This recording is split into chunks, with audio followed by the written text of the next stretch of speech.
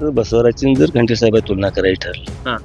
तर खांडेकर साहेबांची खात्याची दुकान आपल्या भागा गोंधळलाही आहे ते. तर लोकांना मदत करायची असेल जर भावना असली तर समजा आता एखादं एरियाचं पोतं घ्यायचं, एक जर 10 रुपये कमी असलं तर त्या शेतकऱ्याला ते पोतं मिळत नाही.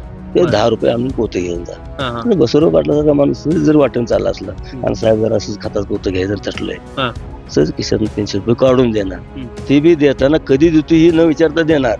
ही ह्यातला महत्वाचा विषय. मग कुठं आता ते राजाचा महाल, कुठेही गरीबाची झोपडी तुकडोजी महाराजांच्या कवितेसाठीच प्रश्न पडला बरं का. सभापती म्हणून त्यांनी तिथं काय काळ काम केलंय म्हणजे हा त्यांच्या त्या पंचायत समिती गणात मग काम केलंय असं आता हिंनी इकडे सांगते ते केलं का नाही केलंय ती ततली मतदार सांगते. पण मला असं वाटतंय आता ही जिल्हा परिषदला इथं उभा राहिले त्यातला जिल्हा परिषद मतदारसंघ ओबीसी राखीव आहे बरं का. काम बी त्यांनी तसंच केलंय आणि त्यांचा मतदारसंघ त्यांचं गाव पण तेच आहे. आणि मग तसं 5 वर्ष त्यांनी प्रतिनिधित्व केलं असताना आणि मग काम केलं असताना तर राखीव आरक्षण असताना ओबीसीचं ही या जनरल जागेवर का आला ही काय न सुटणार कोण आहे. तर भगीरथ दादाला काल तिच्या विधानसभेला पोलिंग एजंटच्या फॉर्म बरोबर गाड्याची भाडी द्यायला सुद्धा पैसे नव्हतं बरं का. एका बाजूनी आता ती सांगू नये निवडणुकीचा विषय आहे पण असा मोठाचा पाऊस पडत होता पुढच्या बाजूने तरी पण ही गट भगीरथ दादाला लीड आहे. तुम्ही ती पाहिजे तर तुम्ही ती लिस्ट काढून बघू शकता. तर पैशावर बी निवडणूक जाईल ही बी थोडं डोक्यातून काढलेलं बरोबर आहे. जातीचं ही कशी गणित मांडलेली मला माहित नाही. आता नंदीश्वर घ्या किंवा आता रेवाडी घ्या, मानेवाडी घ्या, लोणार घ्या, पळवाडी घ्या, ही जवळजवळ पूर्ण धनगर समाजाची माणसं आहेत म्हणजे जास्ती प्रमाणात. त्या गावात 2 गट आहेत सक्षमपणानं निवडणुका होते त्या ग्रामपंचायतच्या किंवा स्थानिक पातळीवरच्या आणि 2 गटात लढ्या तिच्या. मग जातीवर जर निवडणूक होत असली तर बसवराज पाटलासारख्या माणसाला कारखान्याला पाठवलं नसतं किंवा आणखीन सिंपल माणसाला इथं राजकारण करता आलं नसतं. खांडेकर साहेब होते, आपले आमदार साहेब होते आणि जवळजवळ ती निवडणूक अशी लागताना लागली होती की लागत्या का नाही लावू नयेच म्हणून हिने मोठा प्रयत्न केला होता. माणसांचा अर्ज काढला होता लागत्या का नाही वाटणार निवडणूक बसवराजनं पुढाकार घेऊन लावली आणि जवळजवळ 4,000 2,000 मतं 2,500 मतं कमी केली असताना जवळजवळ 3-4 हजार मतांनी ही अख्खं पॅनल पाडलंय. आणि तुम्ही बारकं मोठं काय म्हणू नका, बारकं मोठ्याचा विषय येत नाही. आमदार साहेबांना सुद्धा त्यांच्या पडलेल्या पडीक उमेदवार एवढीच मत आहे, 1 मत आमदार म्हणून सुद्धा जादा नाही. ही एक दक्षिण भाग असा आहे की कोणावर तर प्रेम केलं तर मनापासून प्रेम करणार आहे. मारुडेकलावर मागल्या काळात ही भाग प्रेम करत होता. डोबळे सर आले 20-25 डोबळे सर या भागात प्रेम केलंय. पुन्हा नानाच्या कारकिर्दीत नानावर प्रेम केलंय. आणि मग दादांना असंही वाटत असलं काय कदाचित मी अनेक वेळा प्रयत्न करून हे भाग मला सारखाच मायनच राहतोय अशी त्यांची भावना झाली असावी असं मला वाटतंय. आणि त्याच्यामुळे थोडं सावत्र या मुलासारखे थोडे म्हणजे आता वागणूक या बोस गटाला मिळते. असं बघितलं तर खांडेकर आणि बसवराज ही तुलना होऊ शकत नाही. खांडेकर कोट्यधीश माणूस आहे, बोललं जात आहे बरं का. त्यांच्या उकरडेवडी सुद्धा असतं बसवराजची प्रॉपर्टी नाही असं आपण तर समजूया. तरी पण हा माणूस आता कारखाना कसा फिरवून आणला तसा जिल्हा परिषद बी फिरवून करायचं नादात आहे. तर लोकांचं तसं पाठबळ आहे. तुम्हाला आणखीन माहित नाही अंतर्गत लोकांच्या बद्दल काय भावना आहे. बसवराज काही इतका खुळा नव्हतं की येऊन उभा राहायला. सगळ्यांनी सांगितले तुम्ही नुसतं उभा राहा कारखान्यासारखं बघूया. बाकी सभापती साहेब धनगर, हा तर मच्छू खताळाची मंडळी बी धनगर, उपसभापती सुरेश डोणे धनगर. सुरेश डोण्यानं ती मिटिंग तशी लावून धरली आणि ती विषय पुढे घ्यायला लावला. तर सरपंचाचा कालवा व्हायला आणि सभापतीनं माझ्या समोर व्हिडिओला सांगितलं की ही लोक हाकलून काढा, फौजदारला बोलवा. लोक म्हणजे दुसरं कोण नव्हते, किरकोळ माणसं कोण नव्हती, ही प्रत्येक गावची सरपंच लोकच होती. मग आता तुम्ही धनगर म्हणवता तर मग ही मच्छू खाताळाची मालकीन कोण ही प्रश्न आता सहज सर्वसामान्य मनात पडणार. ते पाणी न येण्यामागचं एक श्रेय असं वाटतंय मला की नानाजी योजना आहे, नानाजी पाणी पितोय असं थोडं या महिला मंडळांच्या थोडं डोक्यात आहे.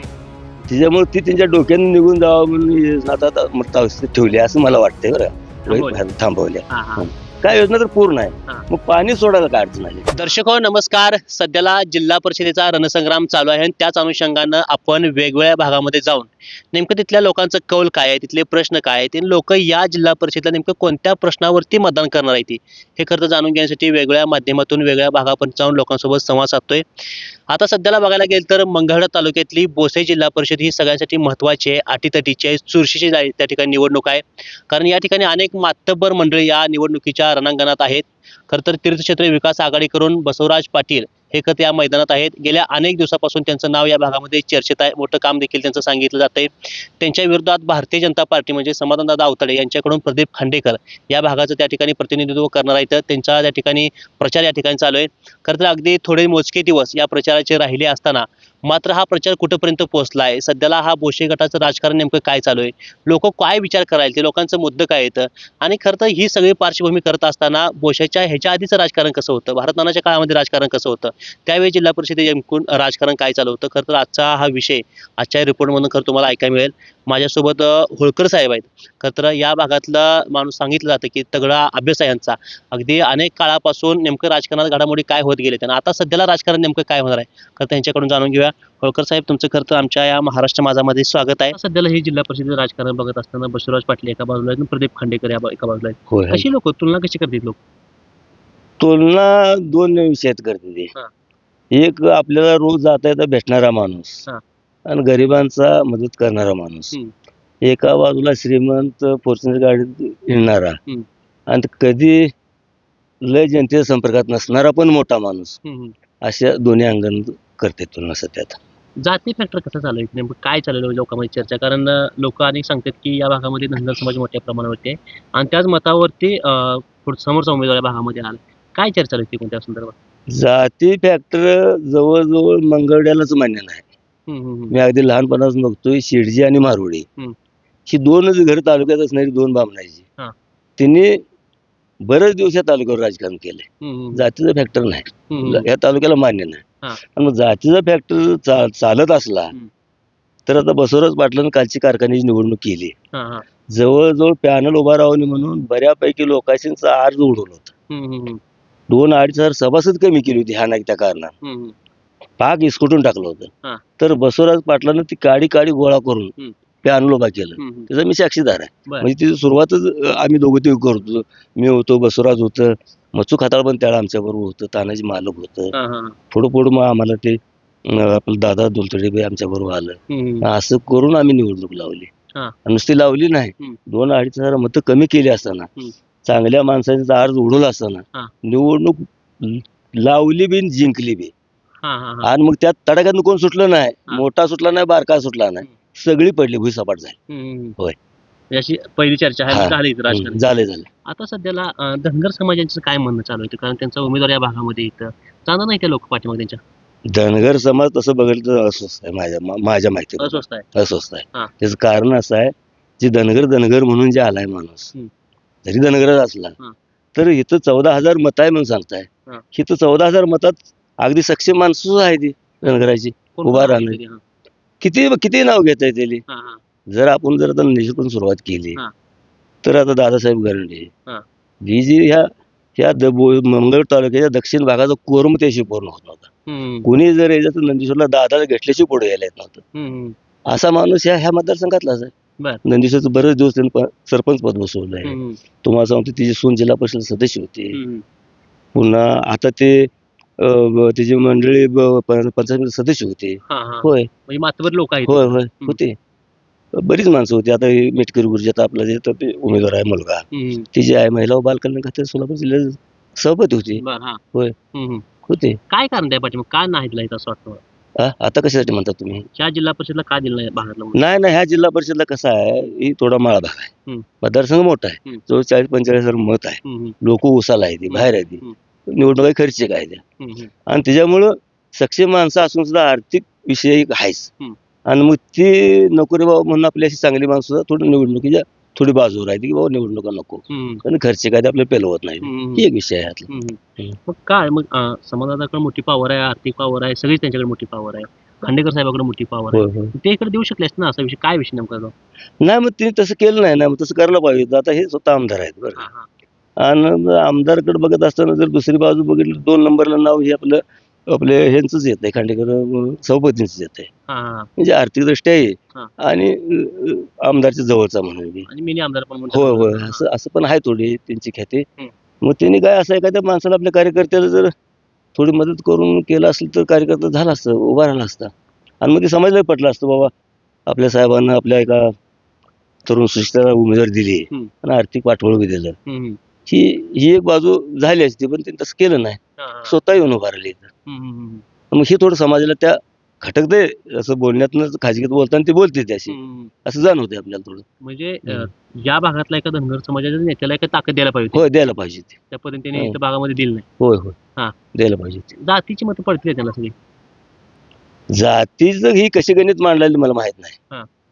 आता नंदीश्वर घ्या हम्म. किंवा आता रेवाडी घ्या, मानेवाडी घ्या, लोणार घ्या, पळवाडी घ्या, ही जवळजवळ पूर्ण धनगर समाजाचीच माणसं आहेत. हम्म. म्हणजे जास्ती प्रमाणात. हम्म. मग त्या गावात 2 गट आहेत, सक्षमपणानं निवडणुका होते त्या ग्रामपंचायतच्या किंवा स्थानिक पातळीवरच्या हा. आणि 2 गटात लढ्या आहेत त्या. हम्म. मग जातीवर जर निवडणूक होत असली हम्म. तर बसवराज पाटलासारख्या माणसाला कारखान्याला पाठवलं नसतं हा. किंवा आणखीन सिंपल माणसाला इथं राजकारण करता आलं नसतं. हा. असं झालं नसतं ना, असं घडलं नसतं मग जर जातीवर जर निवडणूक होत असल्या तर. तिथला या गोष्टी गटाला महत्वाचा प्रश्न आहे, पाणी प्रश्न आहे तो. आणि पाणी प्रश्न. काय पाणी प्रश्न कुठपर्यंत आलाय? नाना म्हणते नाना उद्घाटन झालं, परत आमदार साहेबांना नारळ फोडला, काय एकूण चर्चा आहे? नाही बोसे प्रादेशिक पाणी पुरवठा योजनेबद्दल जर बोलत असला हा. तर योजना नानाच मंजूर केली. बरं बरं का हम्म. 10% त्याचं ते डिपॉझिट थांबवून मंजूर केली. हम्म. बरं का हम्म. आणि योजना कार्यान्वित बी केली बरं हा. आणि पाणी पेलंय. हम्म. जवळजवळ ह्या सगळ्या लोकांच्या गावांनी पाणी आलंय त्याचं. बरं. आता नानाच्या पश्चात नाना गेल्यानंतर आता स्थानिक आमदार आहे. हम्म. आता ते योजना कारकूर करायला लागली आहे. हम्म. पाणी येत नाही. हम्म. ते पाणी न येण्यामागचं एक श्रेय असं वाटतंय मला हम्म. की नानाची योजना आहे, हम्म. नानाजी पाणी पितोय हा. असं थोडं या महिला मंडळांच्या थोडं डोक्यात आहे. हम्म. त्याच्यामुळे ती त्यांच्या डोक्याने निघून जावं म्हणून ही योजना आता मृतावस्थेत ठेवली असं मला वाटतंय बरं का. थांबवली. थांबवल्या. हा, हा. काय योजना तर पूर्ण आहे. हा. मग पाणी सोडायला काय अडचण आली? हा, हा. म्हणजे श्रेय जाऊन कोणाला? श्रेय जाऊनी म्हणून ती योजना अशी झाकून ठेवल्यासारखं असं मला वाटतंय. बरं कसं जनता असं जर तुम्ही राजकारण करत राहिला वरच्या लेवलची तिथं बोशात प्रश्न सुटणार कधी? आता प्रश्नावर लय कोणाला पडलं नाही. हा. ताकद वापरायची, जाती समीकरण लावायची, आर्थिक उधळण करायची, निवडून यायचं, हम्म. हेच आता एकमेव राजकारण सुरू झाले. ठीक आहे. जातीवर बघत असताना खांडेकर साहेबांनी त्यांच्या समाजातल्या कुठल्या माणसाला वर आणलंय, उचलून धरलंय का इथं? किंवा त्याला एखादं मोठं पद देण्याचा प्रयत्न केलाय? आता ते काय त्यांच्या राजकारणाचे मी जवळ नसल्यामुळे मला जास्त माहित नाही. हा. पण माझ्या नजरेसमोर एक किस्सा घडला. हा. खांडेकर साहेब पंचायत समिती सभापती होते. हा. बरं का आणि त्यावेळेला ही जी योजना पाणी पुरवठा योजना आहे हा. ही योजना जिल्हा परिषदेला वर झाली. हम्म. त्याला एक अध्यक्ष नेमायचा होता. हम्म. मी सरपंचातलाच अध्यक्ष आणि ग्रामसेवकातला सचिव हम्म. अशी ती तिची मांडणी होती. हा, हा. मग इथल्या ह्या गावातले सरपंच लोकांचा ठराव त्याला लागायचं होतं. म्हणजे आमच्या सरपंचाचा मागासवर्गीय सरपंच आहे त्याचा ठराव घेऊन मी गेलो होतो कारण मी पार्टी प्रमुख म्हणून. हा. आणि अनेक गावचे सरपंच पंचायत समिती जमा झाले होते. त्याला मत्सूच्या बाजूने जादाचं ठरवायचं म्हणून ती मिटिंग कॅन्सल करण्याचा प्रयत्न सभापती साहेबांनी केला. बरं हा. बरं का हम्म.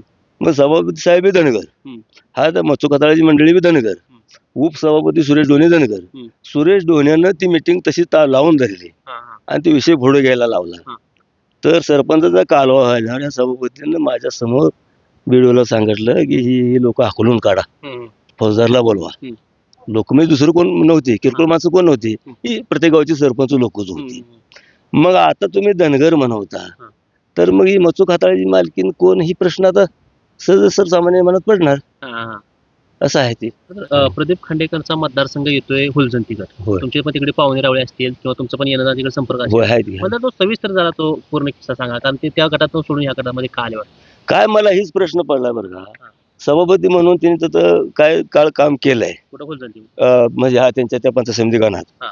मग काम केलंय असं आता मी इकडे सांगते ते हम्म. केलं का नाही केलंय ती त्यातली मतदार सांगते. हम्म. पण मला असं वाटतंय आता ही जिल्हा परिषदला इथं उभा राहिले त्यातला जिल्हा परिषद मतदारसंघ ओबीसी राखीव आहे. हा. बरं का हम्म. काम बी त्यांनी तसंच केलंय हम्म. आणि त्यांचा मतदारसंघ त्यांचं गाव पण तेच आहे. हम्म. आणि मग त्याचं 5 वर्ष त्यांनी प्रतिनिधित्व केलं असताना हा. आणि मग काम केलं असताना तर राखीव आरक्षण असताना ओबीसीचं ही या जनरल जागेवर का आला हा. ही काय न सुटणार कोड आहे. हम्म. ही का केलं हे मला माहित नाही हम्म. पण ही न सुटणार कोड आहे. बरं.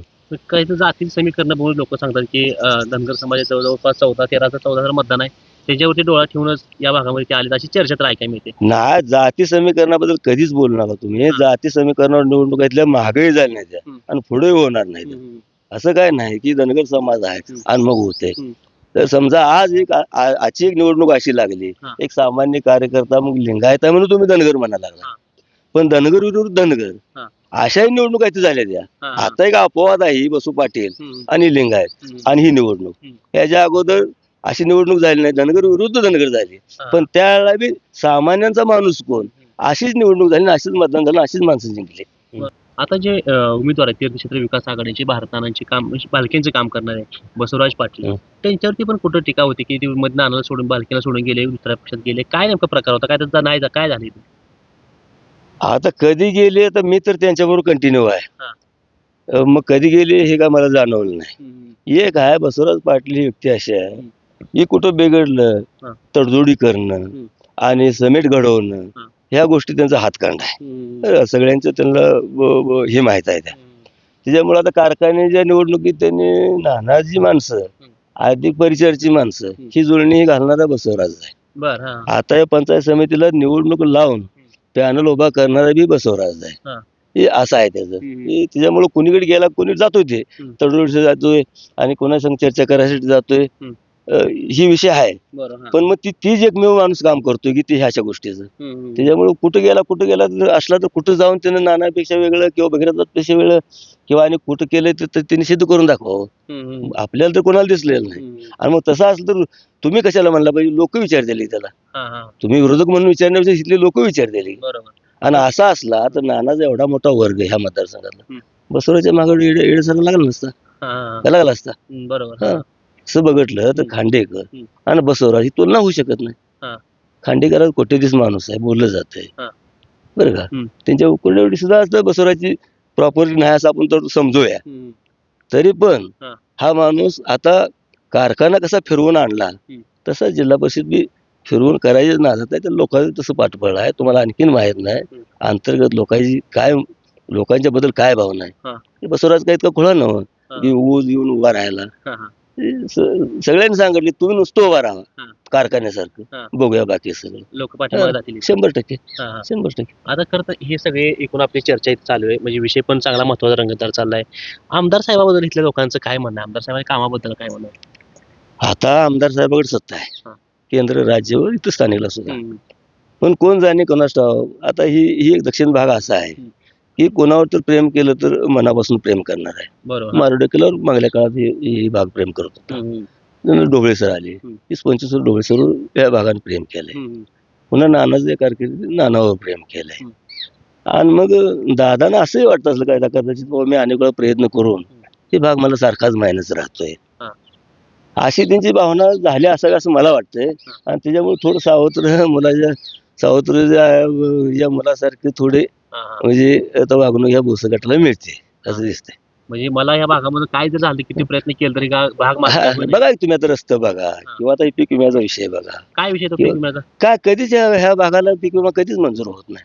पण तो भोस गटालाच होत नाही. का होत नाही, कशा होत नाही, तर ते थोडं तिने सत्ताधारी तिने जर बोललं तर थोडं बरं होईल असं वाटतंय. असं मी चर्चा या भागामध्ये किंवा तुमच्या बाजूचे लोक बोलतात की बसवराज पाटलांना या गटांना विरोधच नाही, म्हणजे विरोधक माणूस तर नाहीच.